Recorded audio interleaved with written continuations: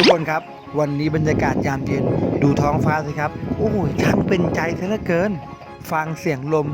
ก็ไม่รู้จะทำอะไรก่อนแล้วมาพร้อมกันทั้งฟ้าทั้งลมเลยนี่ขนาดกำลังจะลงมาให้ข้าวไก่ในฟาร์มนะ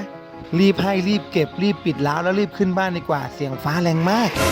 พอวิ่งขึ้นถึงบนบ้านเท่านั้นแหละโอ้โหดูสิฝนตกกระหน่ำชนิดที่แบบว่าหนักมากๆเลยนี่ดีนะที่ฝนเริ่มตกตอน5 โมงเย็นรับเด็กๆกลับถึงบ้านหมดแล้วฝนตกหนักอยู่ประมาณ1 ชั่วโมงแล้วก็เริ่มเบาลงทำให้ดูบรรยากาศดูสวยงามมากแล้วเดี๋ยวเรามาดูบรรยากาศตอนเช้าว่าจะสดใสขนาดไหนตอนนี้ต้องขอตัวไปเช็ดน้ำฝนก่อนละ